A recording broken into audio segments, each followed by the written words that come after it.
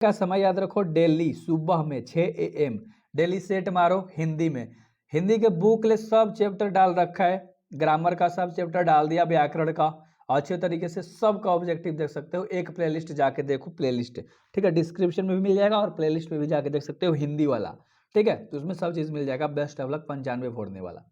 सवाल है, मलिक मोहम्मद जायसी किस परंपरा के कवि हैं? मलिक मोहम्मद जायसी किस परंपरा के कवि हैं? पहला सवाल है, बहुत आराम से करेंगे क्योंकि सेट है, आपको मारना है 6-7 मिनट के अंदर, आपको मार देना है बस, ठीक है। तो वो प्रेम ख्यात्मक काव्य परंपरा के कवि थे। ऑप्शन नंबर सी बिल्कुल सही हो जाएगा। अच्छे से 4 ऑप्शंस देखना है, फिर आपको मारना है। जायसी ने अपने आप की तुलना, मतलब अपनी आंख की तुलना किससे की है? तो दर्पण से की है। ऑप्शन नंबर डी बिल्कुल सही होगा, दर्पण से की है, बिल्कुल सही है। अगला, जैसे हिंदी साहित्य के किस काव्य धारा से जुड़े हैं? किस काव्य धारा से? तो प्रेम मार्गी शाखा, प्रेम मार्गी शाखा, ऑप्शन नंबर बी बिल्कुल सही हो जाएगा। अगला 4 नंबर का सवाल है, सूरदास किस धारा के कवि थे? सूरदास तो कृष्ण सराय के, कृष्ण भगवान के थे ना, तो कृष्ण सराय के याद रख लेना, ऑप्शन नंबर बी बिल्कुल सही होगा, ठीक है।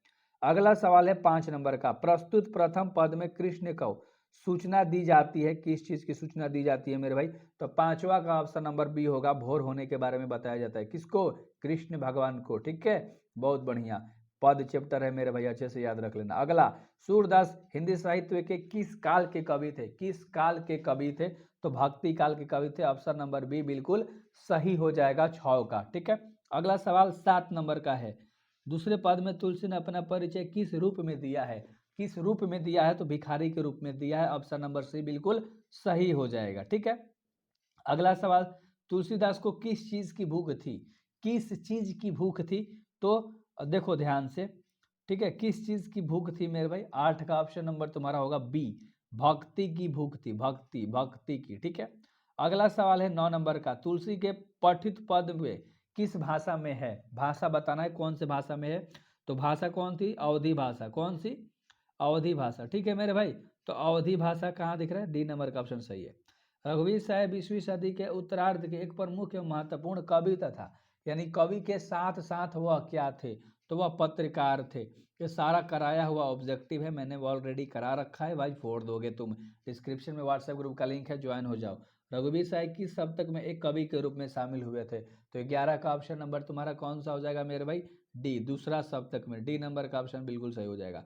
अगला 12 नंबर का सवाल, रघुवीर साहब के कौमुदी नामक केंद्र की स्थापना और संचालन किया था ना मेरे भाई? तो अपनी और समकालीन कवि के वाचन के लिए किया था, ठीक ना, अपनी और समकालीन कवि के वाचन के लिए किया था। 13 नंबर का सवाल है, विनोद कुमार जी का जन्म कब हुआ था? ठीक है, तो विनोद कुमार जी का जन्म जो था ना मेरे भाई, वो 1 जनवरी 1937 में हुआ था, ऑप्शन नंबर बी बिल्कुल भी सही हो जाएगा। 14 नंबर का सवाल है, विनोद कुमार शुक्ल का निवास स्थान कहाँ है? तो विनोद कुमार शुक्ल का रायपुर छत्तीसगढ़ में, ऑप्शन नंबर सी बिल्कुल सही होगा। अगला 15 नंबर का सवाल है, ऑप्शन देख लो, विनोद कुमार शुक्ल किस विश्वविद्यालय में एसोसिएट प्रोफेसर रहे थे? एसोसिएट प्रोफेसर इंदिरा गांधी कृषि विश्वविद्यालय में, ऑप्शन नंबर ए बिल्कुल सही हो जाएगा। अगला 16 नंबर का सवाल है, नौकर की कमीज क्या है? नौकर की कमीज क्या है? एक उपन्यास है, ऑप्शन नंबर बी बिल्कुल भी सही हो जाएगा। 17 नंबर, विनोद कुमार शुक्ल निराला सृजन पीठ में जून 1994 में से लेके 1996 तक निम्नलिखित में किस पद पे रहे थे? पद पूछ रहा है कि 1994 से 96 तक, ठीक है। तो 17 का ऑप्शन नंबर तुम्हारे पास क्या होगा मेरे भाई? ये दोनों नहीं होगा, अतिथि साहित्यकार के रूप में, ठीक है। डी नंबर का ऑप्शन बिल्कुल सही हो जाएगा। अगला 18 नंबर का सवाल है, विनोद कुमार शुक्ल की रचना महाविद्यालय साहित्य की किस विद्या का संग्रह है? महाविद्यालय, ठीक है, थोड़ा सा मिस्टेक है, कोई दिक्कत नहीं, विद्यालय है। तो 18 का कहानी संग्रह है, बी नंबर का ऑप्शन बिल्कुल सही हो जाएगा।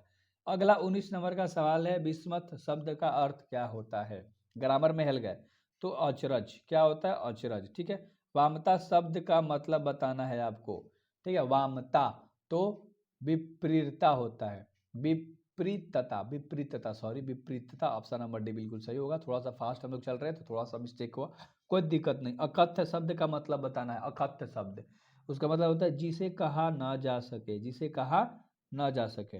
22 नंबर का सवाल है, जगदीश चंद्र माथुर मूलतः क्या थे? तो जगदीश चंद्र माथुर एक मूलतः निबंधकार थे, ऑप्शन नंबर ए बिल्कुल सही हो जाएगा तुम्हारा।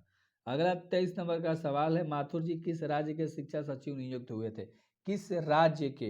तो बिहार के, ऑप्शन नंबर सी बिल्कुल सही हो जाएगा। अगला 24 नंबर का सवाल है, अंग्रेज ठेकेदारों ने किस चीज की खेती का विस्तार किया था? तो नील के खेती का विस्तार किया था, ऑप्शन नंबर बी बिल्कुल सही हो जाएगा। अगला सवाल है 25 नंबर का सवाल है, मोहन राकेश का जन्म कब हुआ था?